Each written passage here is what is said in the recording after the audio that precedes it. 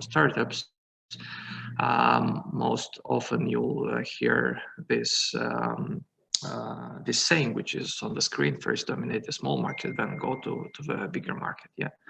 So it comes to selecting a beachhead market or a niche market, and then actually trying to scale up your business to other segments or other countries. And it makes sense most of the time. Yet in Moldova, I believe it doesn't. Actually. So all of you are here in Moldova, and I think most of you are like operating your business here. And I would highly suggest for you to scale up your business as fast as possible. Why? The reason why is because a story that happened to me in 2014. Sorry, Catalin? No, continue. It's okay. Just interrupt. Okay, so I'll tell you a story that starts in 2014, where you can see on the picture, it's me on the left side of the screen. There was another co-founder of mine, Dan, who was in the center, and Alex, who was on the left side. And back in 2014, we had a great idea of starting an online art gallery that would sell artworks created by local artists, as well as will rent pieces to corporates. So it was an idea that we started in 2014 during Startup Weekend. We got like the 4th place back then. And it was very novel. Lots of people tried to help us. And we actually got to some very nice results. Yet we did a very big mistake. We followed the trend. We followed what TechCrunch was saying. We followed the usual, I don't know, Bible of creating a startup. That one, which is you need to have a pitch deck, you need to pitch to investors, you need to have traction, blah, blah, blah, blah, blah. And what we did, we didn't focus on so much on business rather than on actually lying. Yeah, I would say lying actually, because when you do a business, you don't have time for presentations, you don't have time for pitch decks, you don't have time for calculating the market size of your business and so on and so forth. So basically what you're doing, you're trying to make something people love and actually getting customers. So this is number one thing that a startup founder should focus on. Everything else is bullshit. And today's presentation is actually also about this, right? So back in 2014, we started Vintage, and we did quite the same thing. We went to different events, Pirate Summit, pitched to investors, I don't know, calculated very broad financial projection of our business and so on and so forth. And I think it was a mistake. Because we parted our ways in 2016, and in 2017 I said to myself that okay, I'll be starting it again, and I'll do it all myself, and this time I'll try to focus on business and not on actually presenting our startup to the world as something like extraordinary, right? So what I did, I went to the local galleries in Chisinau that had like places where they would sell art, and I asked myself, is in Moldova generally an art market at all? Should I be doing it for the next years? Is enough revenue in this piece of business that would be interesting for me? So I went to galleries, and I actually talked to the owners and to the sellers, and I did some interviews with them. They didn't know about me, so I was like kind of hidden. So I asked them very broad question. One was the last time you sold a painting? How many paintings usually do you sell per month? And I combined all the data from the 3 galleries that are operating in Chisinau, and I got to a number about, I remember it was 390 something paintings per year or something like that. So it was in the range of 400 paintings per year. It was sold by 3 galleries combined in Chisinau. So I looked at the prices in the galleries and I thought about an average check, which is about 300 euros. So basically, if you multiply 500 paintings sold by 3 galleries by 300 euros average check per painting, you'll get the total market of 120,000 euros, right? So usually galleries take a profit margin of 40% out of the sale price. So usually the profit margin should be for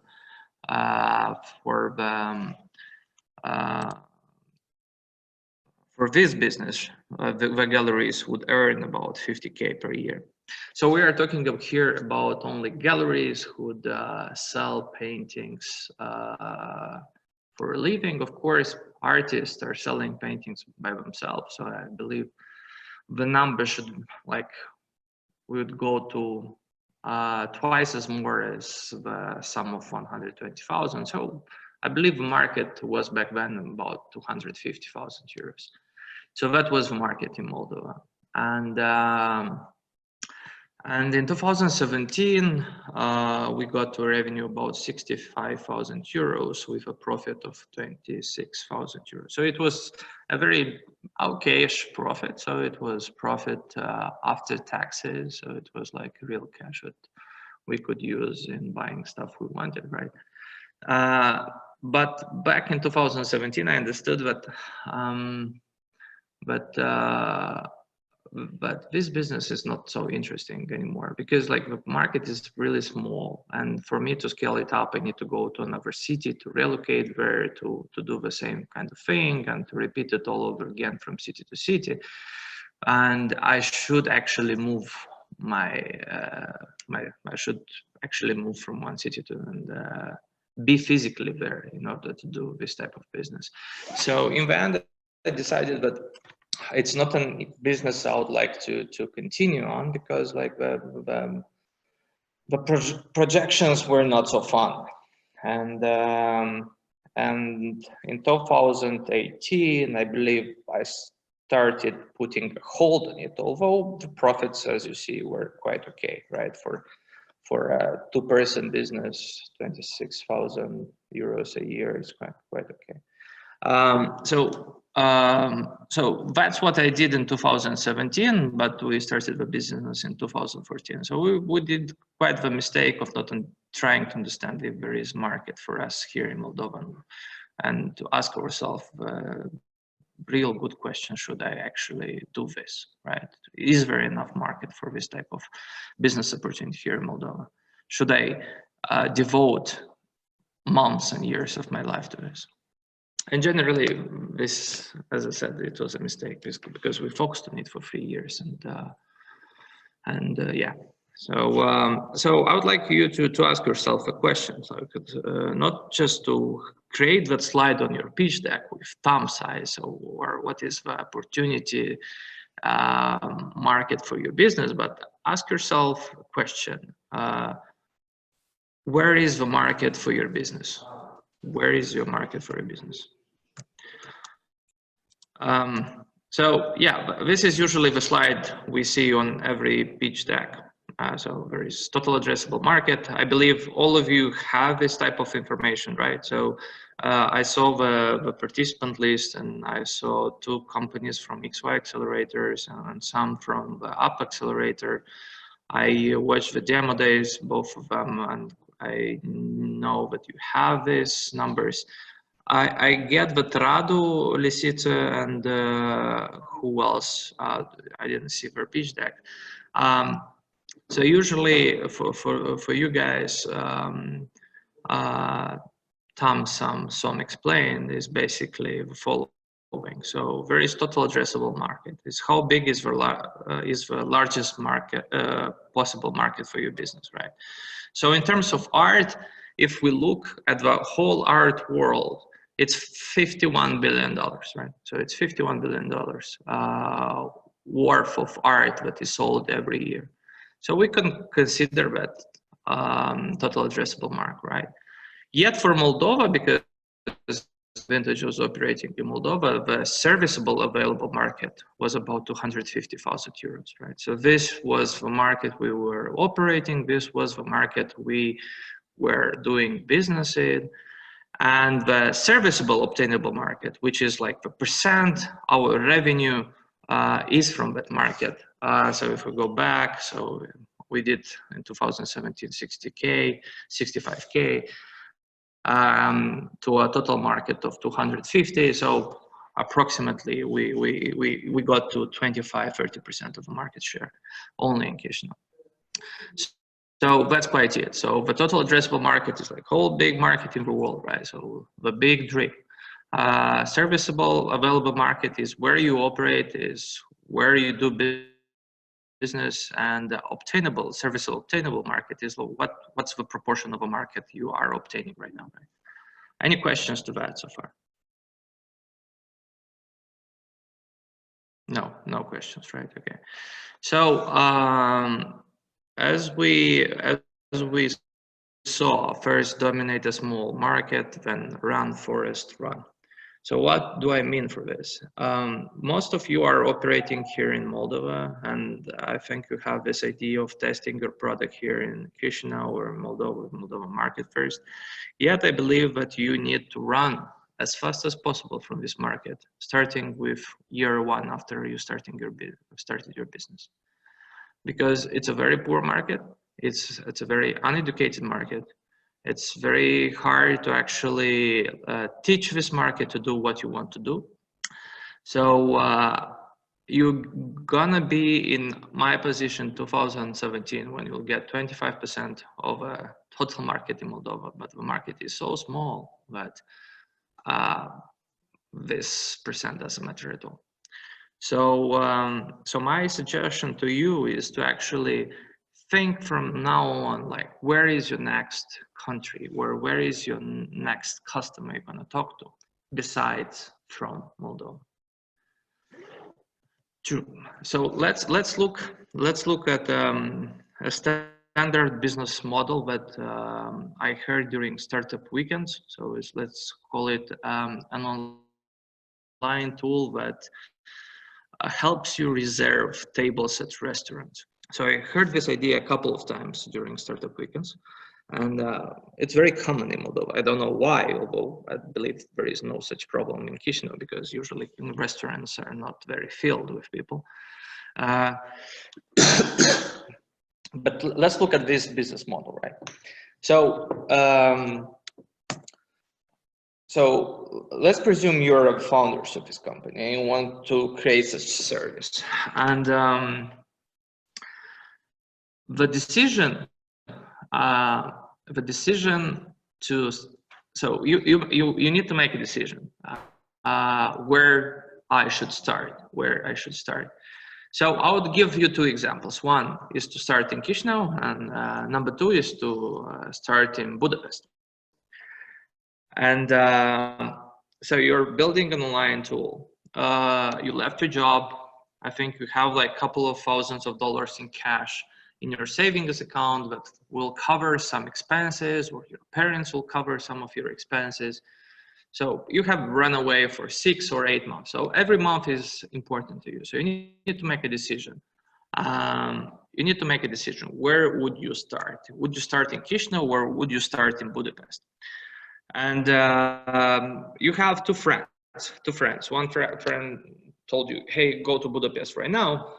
And the other friend say, hey, you're in Chisinau, why don't you start with here? So you have a good angel and a bad angel telling you, no, you have a devil and an angel who are like whispering in your ears, two choices. So you need to make a decision. So I'd like you to ask you guys, like, how would you make the decision based on where to start, in Budapest or Chisinau? Or like, what you'll take into account when thinking about this problem? So it's an open question. I suggest somebody join me up in this conversation. Moldova, of course. Moldova, of course. Why is that? Because we can test it here. It's more cheaper, I think. But to scale up, so sorry, maybe I missed your question. So your question is about scaling or testing? No, so it's your first market. So if you're thinking about starting a company that does reservations for living, and you need to see where you start it. And one person tells you start in Moldova, the other person tells you start in Hungary, in Budapest. So you need to make a rational decision where to start. What are the arguments? Like, what's your thoughts? How would you think about this too?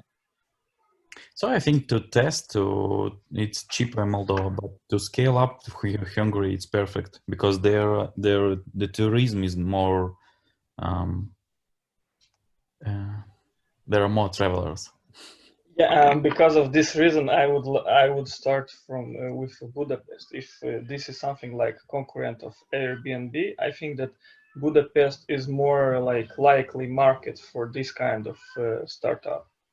So if you start in Chisinau, in Moldova, as Traian said, that this market is not educated, it plays on its own rules, and these rules appear overnight. But because here in Moldova, people don't use a lot traveling and yes, this restaurants and all this kind of services, Budapest is more likely to test.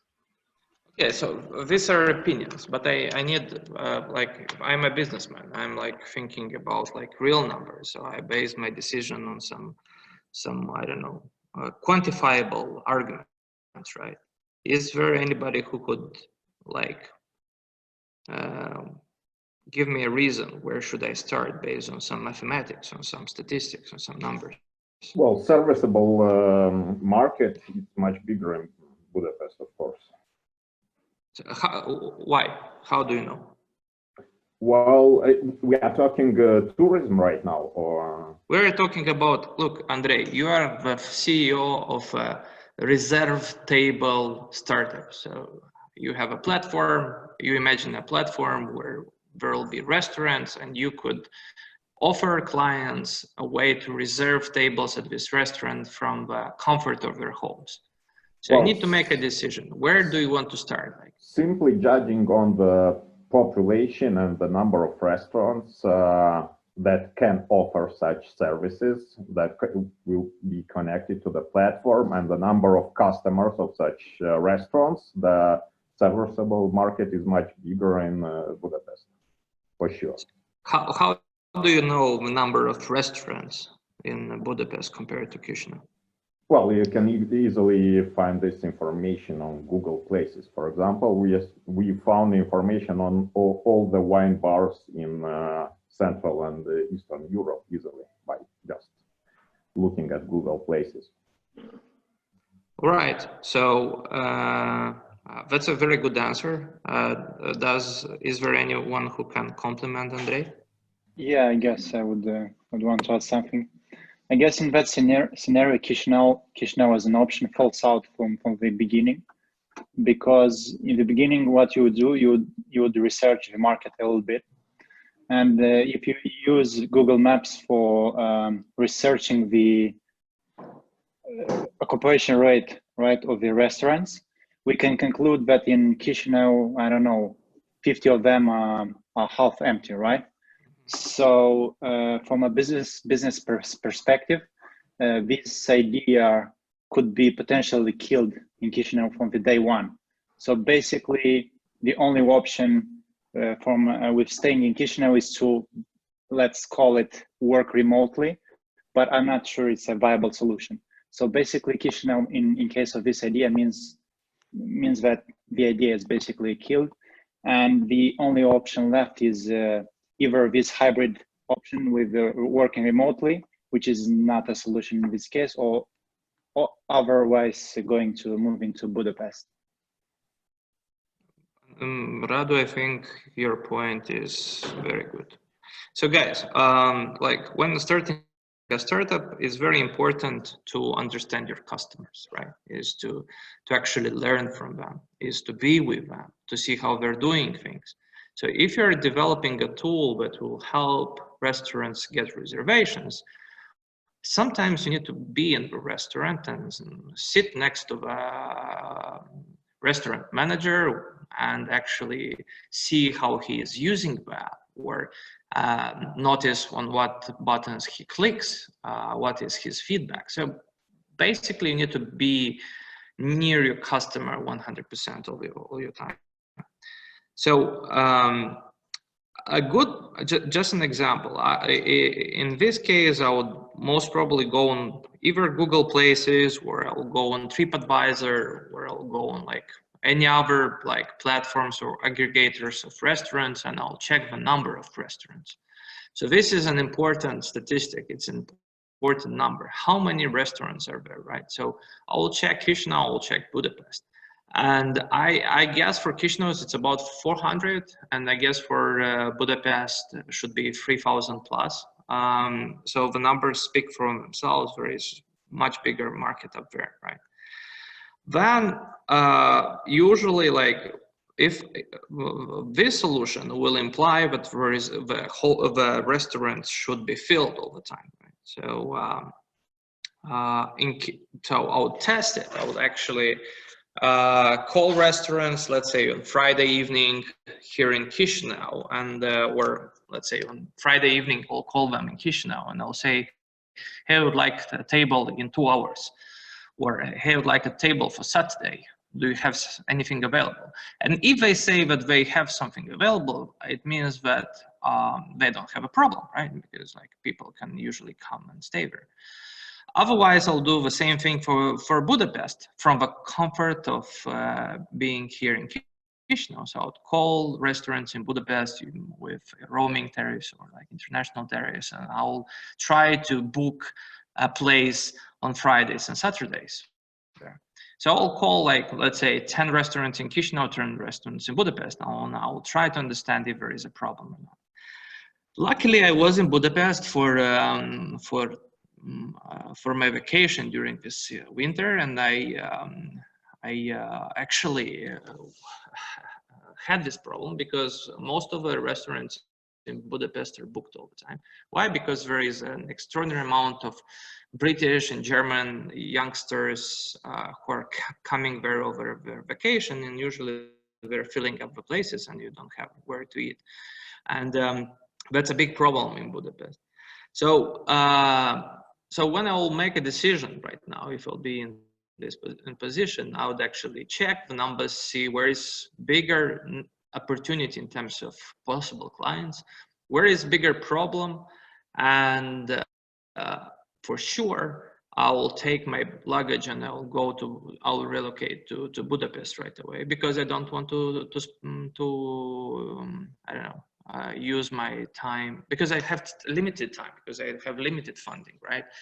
And I don't think that staying in Chisinau will help doing this. So yeah, so this is usually some, like, I don't know, type of thinking you should use when judging your own business.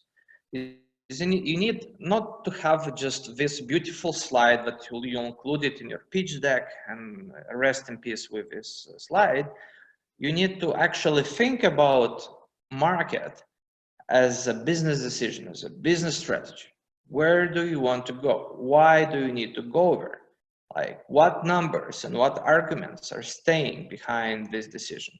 Because it's your life on it, your money is on it, and the future of your company is like heavily dependent on this business. And I don't think remotely you can do such a business from here in Chisinau to in Budapest, just because it's a human intensive type of business. So when you have a human, you have lots of interactions, then you need to be next to your customer. Good. Let's do another example. Let's do another example, and I would like you to think about it, right?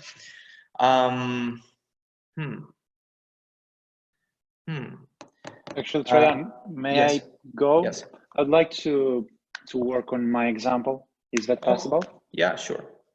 So basically, Tekwill is a service, is an online design app for sports clubs around the world to create graphic designs. You know, visual content is very used by clubs, so it's a demand out there. So that's how this service was created. And our main markets are growing markets in terms of sports industry. And sports industry is well developed in UK and US and some in Asia and Pacific. But let's speak about we chose our main market as UK and US. And basically, I started developing this startup before the pandemic, with my idea in mind that I will be able to manage this startup from being here while handling UK-based clients. And I would like to discuss on that. Is this a human-intensive type of business? I don't know, but it's less human-intensive than in comparison with the restaurant one. But it's still nowadays we struggle with several types of problems caused by lack of presence there. For instance, we don't understand the cultural. This affects our sales process because it's kind of difficult to close sales. Second, the lack of networking. Yeah, in the beginning, you have to use your network of contacts at its best. So basically, we don't have. I have only my Moldova and Romania based network. I overused it, but when we have to go further than that, I mean, in UK, I'm only developing it. So I'm inviting you all. I mean, maybe to reflect on that. I guess it's a good example, and other guys may be in the same position as I am. Radu, one question. Can you please explain one more time what you're doing? Okay, roughly speaking, Tekwill is a Canva service only tailored for sports industry. I don't like to use this sort of description, but it's the way we are right now. So you create images or videos? Right now, images, but of course, among our features would be creating videos as well. So when I don't know, Barcelona is posting a graphic with Lionel Messi with the final score, it can be done within Tekwill. That's the thing. Okay, so basically your clients are the social media managers of football clubs. And not only football, we cover several sports, but yeah, you got the idea right. All right, social media managers who are doing work on marketing Instagram. managers. It depends on the organization type. If it's a large organization, yeah, it's a social media manager. If it's a small medium organization, there is this communication officer who's in charge of everything, including social media. Radu, how much time are you already in this business? I'm sort of part-time, basically since February. Since February. But it's, yeah. Mm-hmm. Can you please tell me where do these social media managers work? Are they in-house employees in the football clubs or the external social media companies who are doing outsourced work for football clubs? They're like in 80%, they are in-house employees. Mm-hmm. And of course, there are some cases when our clients may be like social media agencies, but usually they are in-house employees. Mm-hmm. In-house employees. All right. Okay. So so why did you choose UK and why did you choose US? Sorry, why did I choose UK over US? You said that you started your operations in United Kingdom and United States. Why? Like, what was the rationale behind it? Because of a simple rationale that they are the most powerful markets, and the clubs out there may be willing to invest in that rather than a club from Romania would do. That's the thing. Mm-hmm. Mm-hmm. And actually, we're not quite sure because people working in that field, like experts, leading experts from business industry. They recommended us to rather focus on Eastern European markets. Why? Romania, Serbia, because their understanding was like UK, US, they are like sort of flying, you know, in terms of marketing, they are at the top, you know, they look further, and they would rather go with in-house teams, they would hire agencies and stuff. While those from here, we are sort of outdated, and a tool like ours would go in hand, you know. So, and we have clients both from both markets, and we're trying to understand actually what's the best market fit for us. So how many clients do you have so far? We have 5 paying clients and about 40 on trial right now. So one of those 5 clients, who tell me about the one of those 5 who loves your product most. Okay, she's no, actually, it's a nice story. It's a youth basketball club from Baia Mare, Romania. Okay. And they are own-based club based on membership, and they are really keen on launching, you know, on sharing on social media, on communication, on promoting their athletes and stuff. And they use our product. They really love it. They use it a lot. So they were among our first clients. And the manager, basically, the person who's using the product is basically the managing director or something, because yeah, it's the way it works in our markets. Radu, sorry, can I ask a question? Yeah, please. I think, why do you consider only sport clubs as your, well, client? Because, well, of what I think, like, for example, sport bets businesses generate much more sport-related content because, well, all the operations rely on the aggressive marketing. So yeah, actually, I think there are much more such businesses than the actual sport clubs. I might be mistaken, but no. Actually, usually I use the term sports organizations, and I'm aware that there is a need for, there is a competition, high demand for sports betting, but for some reasons we didn't explore it yet. So I don't know why, to be honest. Maybe because we focused our resources more on working with UK-based clubs and stuff. But yeah, it's you have a really good point here. Okay, guys. So we heard Radu's story. It's a very interesting one, by the way.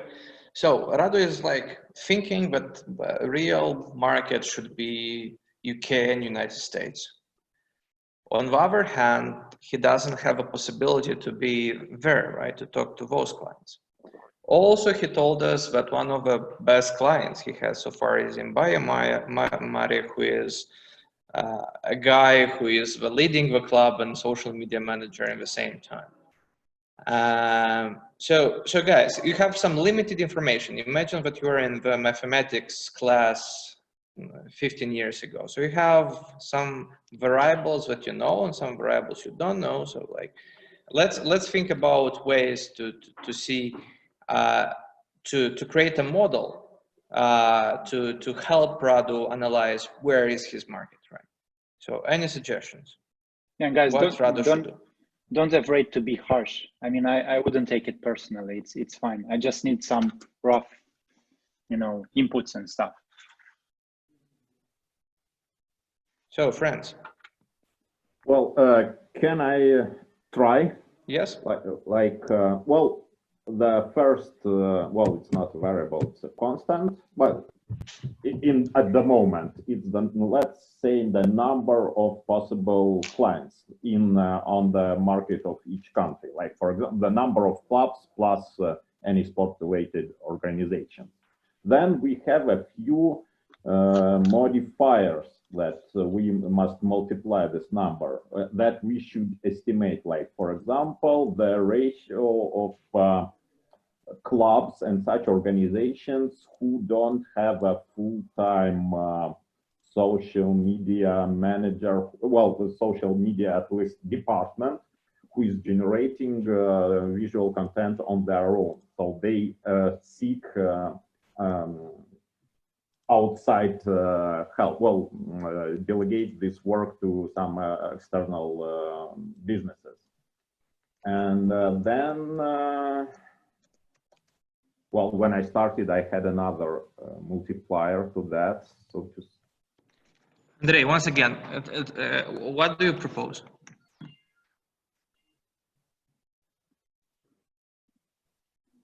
Andrei? Oh, sorry. First of all, we need to approximate the total number of possible clients on the on each market. Then multiply it on like a ratio of how many of these possible clients don't have their own social media department who is generating content on a regular basis, so they don't need some external help with the business. So just make a research, for example. Well, so I would start actually with defining the user persona, right? Persona. So who is your customer? Who is your customer? Is your customer a club from UK, or is your customer a club from Bayamari, right? So I would describe him. So what I will do, and usually when you start your startup and you launch MVP as fast as possible, you have the first interactions with some users. And usually the first ones are the most important ones because they're early adopters of your business. So most probably these guys have an innate problem you could solve. So I would actually, Radu, did I wrote correctly? Yeah. So I would start with who is my customer? Who is my customer? And here I would like to, I would talk about two types of customers. So we have a decision unit and a user. So usually there are two types of customers. So imagine an organization and there is a CEO, let's say, who like has some budgets and actually plans the acquisitions of products and services and so on. And there is the social media manager, right? Who is actually responsible of using your product. So in this case, we could have different users. In case of Bayamari, the decision-making unit is also your customer, your user, right? Yeah. In UK or United States, we would have a bigger range of people who would be used in the, no, who would be could be included in the process of buying your solution, right? So what I will do in your case, I will define who is my customer. So I'll have variant. So I have general manager who is doing social media as well, or I have social media employee. Let's say like of a bigger club, right? So here we have small club, or like, let's say amateur football or amateur. And then we have here, let's say medium size. And then we have a social media company that is employed, medium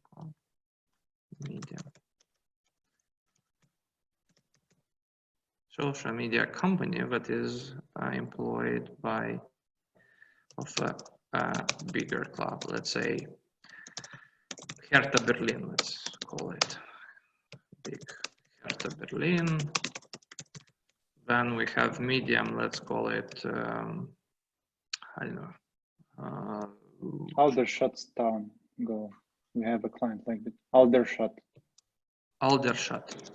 Yeah. FC. Whatever does it mean. And then we have Fece Amatori. So we have 3 types of businesses, and so what I would actually do, I would do some interviews. I would do tests. So I would do a test. So I will call 10 companies from each group and offer my services. So out of this, so I would call 10 type of Fece Amatori, I would call 10 Alderstadt FC, I will call 10 Hertha Berlins. And I will try to sell my services. Out of this, I will see the responses, right? So I will check who actually is interested in my my solution. Then we will have, let's say, some, so to have amateur, the results would be amateur, would be like 2 out of 10 interested, medium would say 1 out of 10 interested, big, no answer at all to my emails. Right. And then we will see, and what I will check, for instance, response time, because it's very interesting. You're in B2B business, response time. Mm-hmm.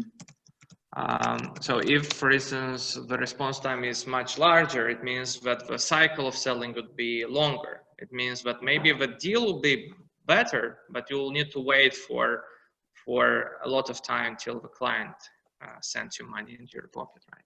So then, based on these numbers, I'll make a table actually. So I would make a table. That's it. So I'd make 3 types. So I would make a table. Let's make it black and white, or let's orange. And then we have no, not black. Amateur.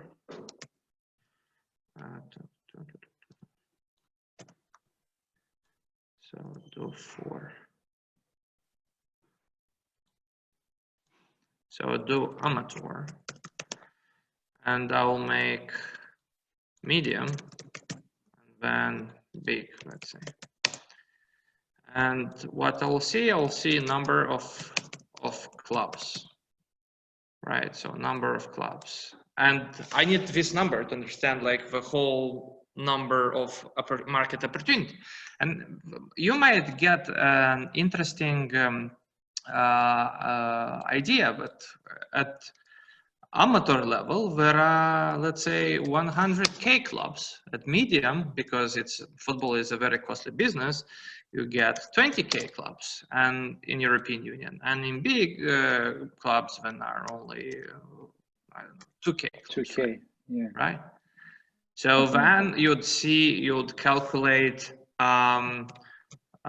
sales time, right? So you'll see here maybe 1 week. Here is 1 month, and here is 1 year. And then you can calculate the how much.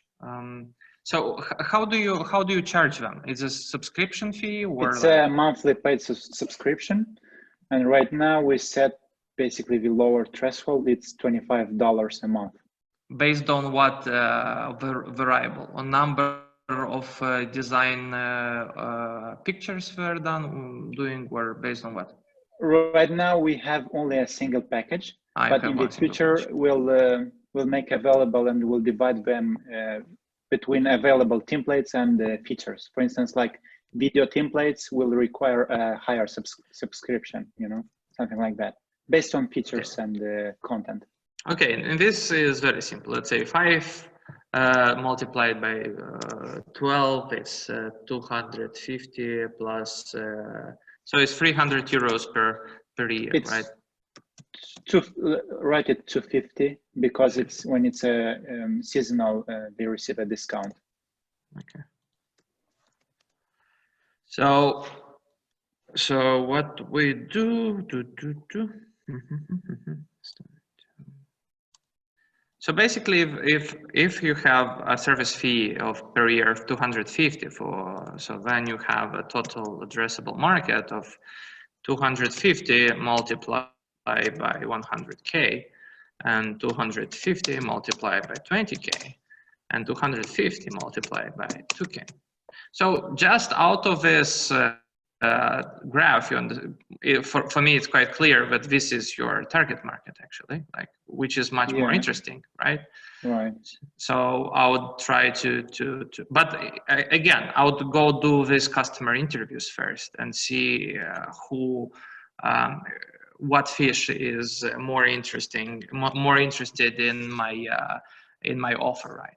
So this is the total addressable market. So you calculate the number of clubs multiplied by the average fee per year. So basically, this is the whole TAM, right? So you can calculate for per region, per country, region, whatever, right?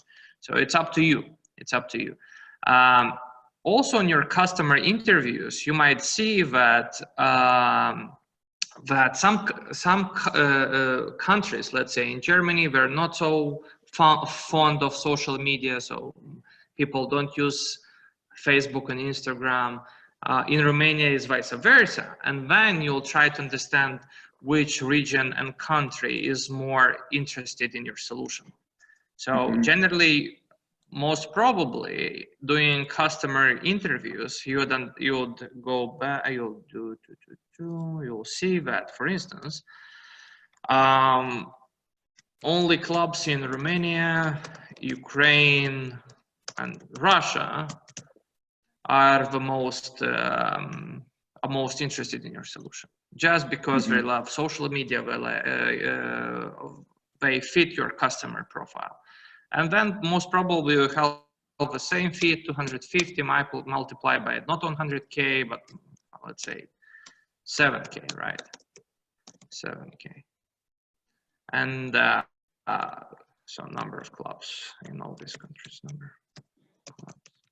We'll have a market. And then you'll have to decide, is this number interesting for you, right? Is this number you can work with? But again, like, where do you start? You start from here. You define your customer. You try to understand who is your customer, right? Before actually getting deep into numbers. So this should be actually SOM, let's say. So this is serviceable market.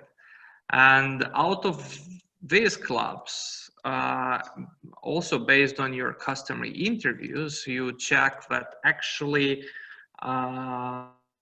only 20% out of the clubs in Romania, Ukraine, Russia who are amateurs are active whole year, and I don't know, some other plus other criteria. So then you'll see that this is your SOM. So this is your actually serviceable, obtainable market. So it's not 270, 50 multiplied by 7, but let's call it 1.5K. So that's an example that we used to see where is the market based on region. But Andrei, for instance, gave an example of other markets based on customer types. So you can do the same example here with understanding which is better, to focus on amateur clubs from Romania, Ukraine, and Russia plus other criteria, or to focus, for instance, on betting organizations in the same countries or in other countries. And then you actually compare these numbers and see where should I go actually, where should I start.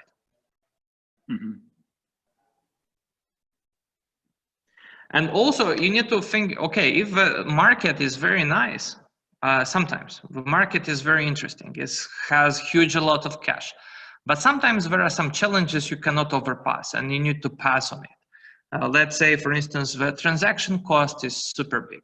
The market is corrupted, also big obstacle. Let's say you need to be around your client and many other things. So actually, I would like you to think about this as a business strategy decision.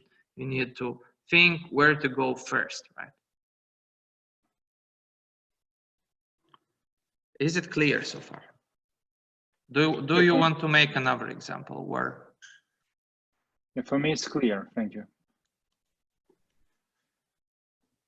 But again, guys, this is the most important. Talk to your customers. See who is your real customer, and then try to multiply this customer by the number of total number of. Can we make one more example, more maybe simple, about reservation? Maybe no. Okay, let's do an example about stutters. Do you know what is stuttering? No. Stuttering, it means the following. I want to tell you that remember the movie King's Speech. King's Speech. It's a speaking disorder. Everybody got it? Mm-hmm, yeah. It's like when you cannot pronounce the words very easily, and your speech is disconnected, and people usually don't understand what you're saying.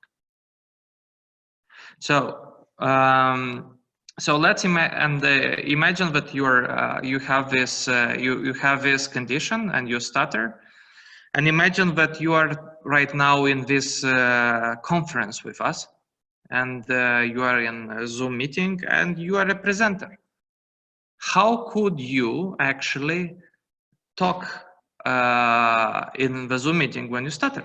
Most probably everybody will be very uncomfortable hearing you. That's why let's presume that we created a solution, a text to voice solution that will help stutters, people who stutter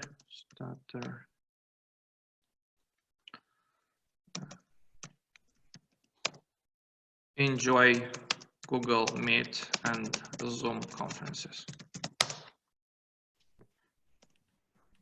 So imagine this is your startup. It makes total sense. Right now, let's see if there is market opportunity and we should start this business. Who comes with a solution with some logic or rationale to find out how to do it?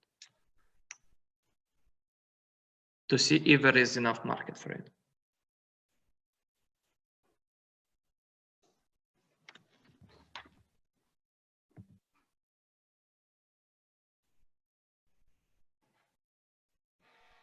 So, guys, did you understand what I asked? Or if not, I can repeat.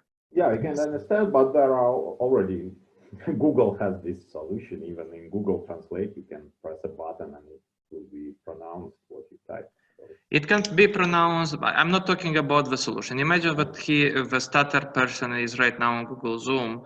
He will not be able to speak. So let's think about, let's imagine there is a text to voice solution that automatically connects to your audio jack, and you write and somebody else talks for you, and they don't get that you actually stutter. So let's see if there is market for this solution. How would you calculate it? Don't think about like if you like the idea or not. How do you calculate it? Well, first of all, how many stutters that there are. Okay, how many people stutter? Yeah, like I think it's the same ratio for every country. I don't think it's. It's 70 million people in the world. Okay. Next. So we should delete, not delete, so take out the persons who are not using Google Meet. So good. How do you do that? How do you know how many people out of the 70 million people don't use Google Voice, Google Meet, Zoom, or other web conferences? How do you get the number? so the age, I don't know. Where did you find that there are 70 million? On the internet, I just typed it. So how many people starter plus starter plus use Zoom, for instance? How do we know this number?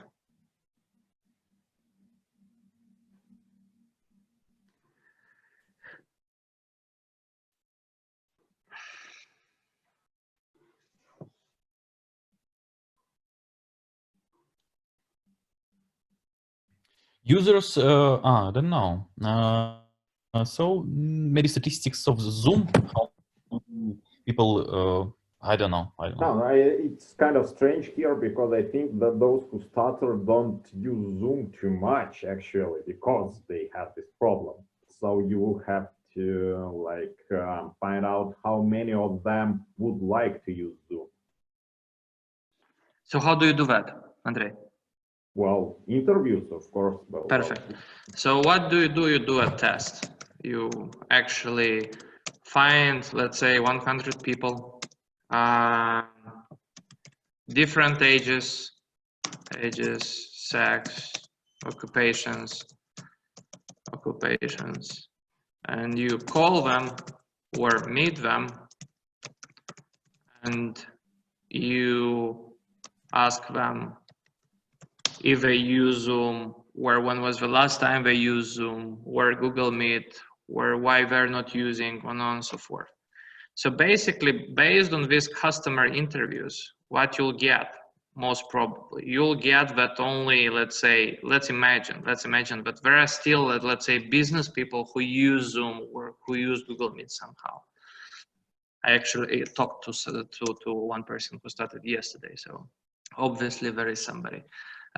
So let's say 2 out of 10 use Google Meet and Zoom, but they do not talk because they are afraid to embarrass themselves or whatever.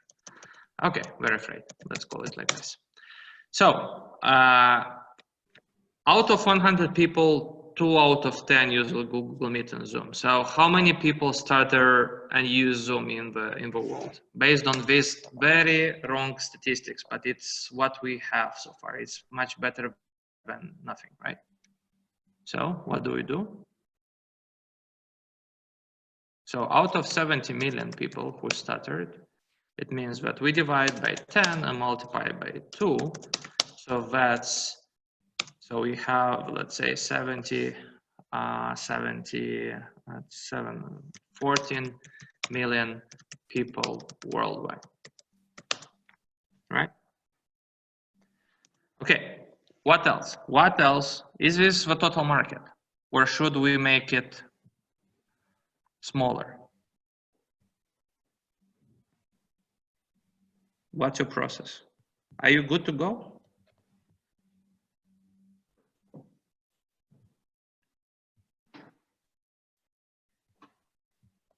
Well, it's serviceable market then. Okay, serviceable market. So. Well, it depends if our solution is multi-language. That affects. If we are only English to voice, then it's well, we should take the ratio of English-speaking people. Great, bravo. So you go for languages because your MVP will not be multi-language right away, right? So you'll go, for instance, on English, but not on English. So what you'll do, you'll try this 40 million people to part it on languages and see what is best free languages to start with. And it will be Chinese and Spanish, I think. For instance, Chinese, Spanish, let's say English, right? All right, and this will not be 14 million people. It will be, let's say, I don't know, let's say 8 million people. 8 million people. What else? What's next? Okay, so you figure out that the best is to start with Chinese, Spanish, and English. People who started in this category, 8 million who use Google Meet and Zoom. What next? Yeah, What you but gonna if do? you, for example, if you don't have a specialist in Chinese, we are not talking about problems. Or you're of not startup. talking, or you don't know, and then you cut them out, let's say, and you keep on English, and you get only 2 million people who stutter use Zoom and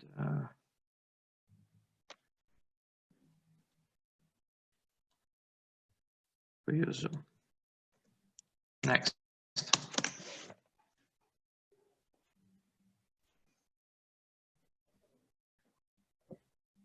What do you do?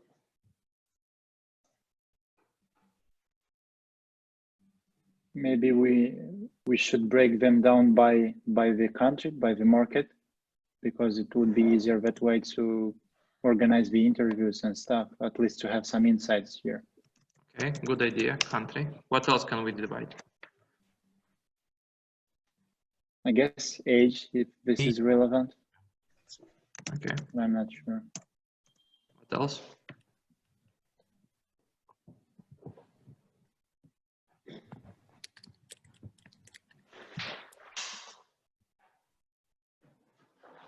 What else? Well, I don't know if it's about this startup, but their income is important sometimes, because sometimes they can't afford this solution, even if they Yes, want to Andrei, bravo. So money, guys. You need to check who is willing most to pay for such a solution. During your interviews, you will understand that one certain category of clients would be more inclined to use your product and to actually pay for it. So out of 2 million people who started, who use Zoom and who are English speaker, we need to understand who is the demographic that is interested in buying a solution. By this, it means that most probably these guys already pay, for instance, for a Zoom subscription or for other web services. In this case, I would call the guys and say, when was the last time you bought an internet product or internet service? Are you actually subscribed to Netflix or to Google Drive or to any other web services? If the customer says no, then he is not my category. So I will check out of 100 people who started, how many of them are actually users of internet technologies. So I will divide that number. So let's see that only 1 out of 10 actually is buying tech, right? So I'll get to a number of 200,000 people who stutter, who English speakers, and tax use Zoom and Google Meet and already paying for web services. So in case my subscription fee would be 10 euros, then let's say 100 euros per year, then I would get to 200.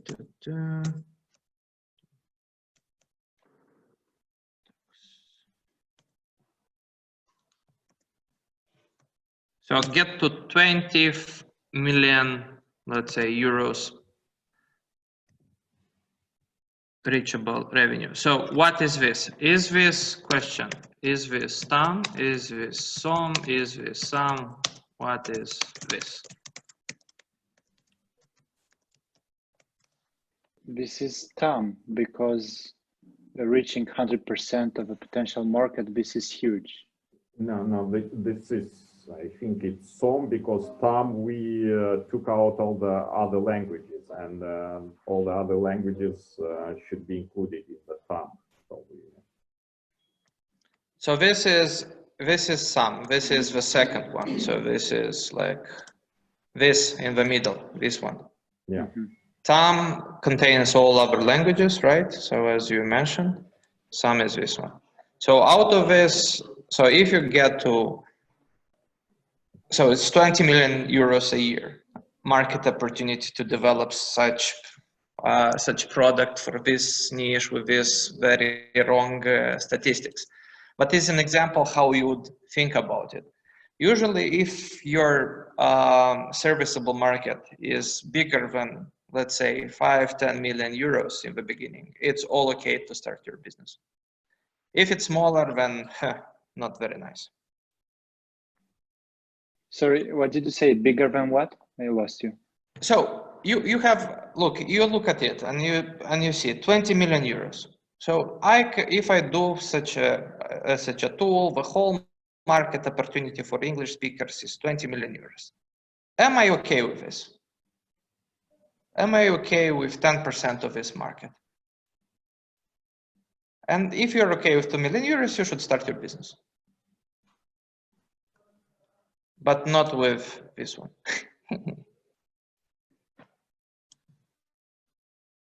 So usually if a serviceable market is bigger than 5-10 million euros, it's okay.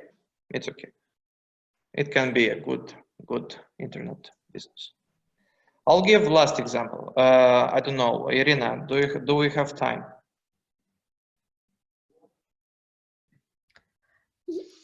Actually, we have time because Evgeny is not back yet. Okay. We have 15 minutes Okay, I'll before the break. I'll bring an example. I'll bring a Moldovan example. It's a company I worked with for a couple of days. I think Victor from Abzi is here. He remembers. So it's Minodora. Do you know about Minodora business? Restaurant? No. This is a Moldovan company created by. Here. Okay, it's here just by his nickname. What? I mean, Victor is not here. Actually, didn't hear us maybe. I cannot speak right now. No, I am. I remember me. Okay, Victoria station. But guys, Minodora. Minodora is a company that produces is a company that produces clothes for babies born prematurely. This was the idea of a very great person, Victoria, who was in such challenge before, and she wanted to create clothes for babies who were born not at the final of 9 months, but before. And the kids, when they're born prematurely, they need special type of treatment, fast, special type of clothes. And she was in this business for 3 years, and 3 years in business.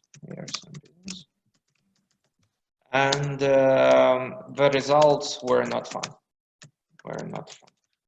And she was doing like, I don't know,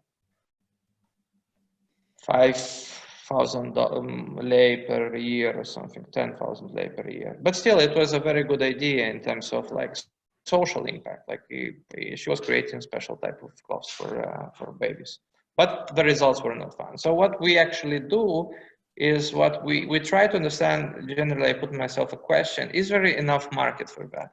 And I remember stumbling upon a number of 2,000 babies per year actually in Moldova are born prematurely.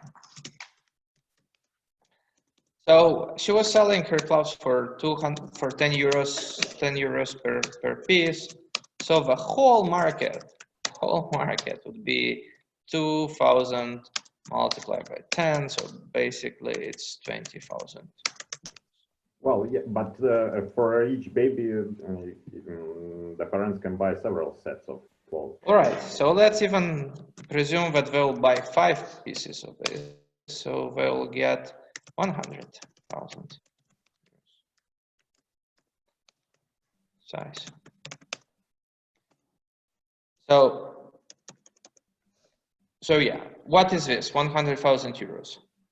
Is this TAM, SOM, or SOM? If we don't have international delivery, then it's TAM, I think. TAM, yeah. It's TAM for Moldova.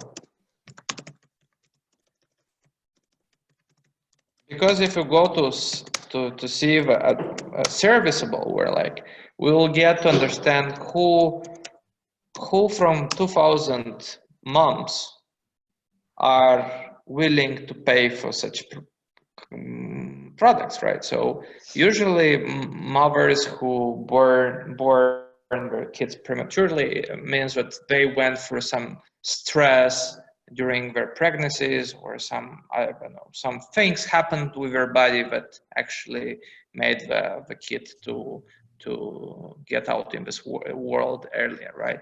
So let's say that only 1 out of 5 actually has money for this and is interested in this, let's say.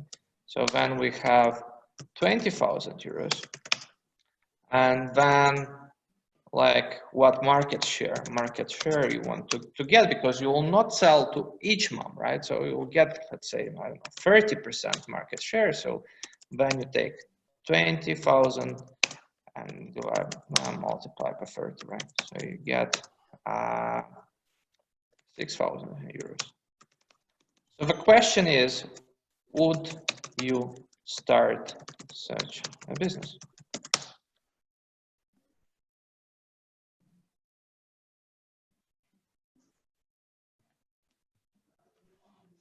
Well, we are talking only from the money perspective, not any. Yes, we are talking only from the money perspective. I'm not taking into account the social aspect of a business.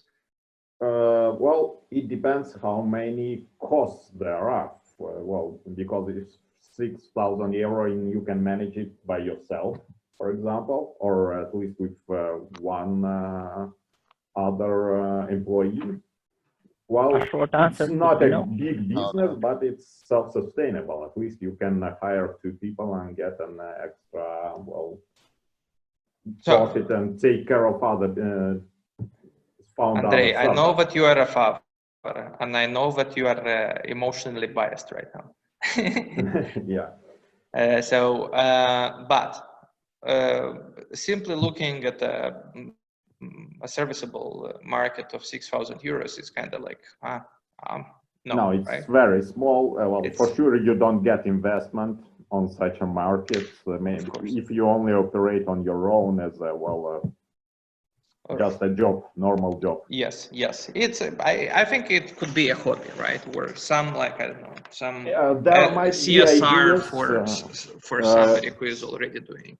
Look, we cut down the sum by 5, but actually, if you go into some governmental programs which offer aid to all newborn babies, including those that are born prematurely, you can raise your SOM, and TAM to be equal to the total number of the babies.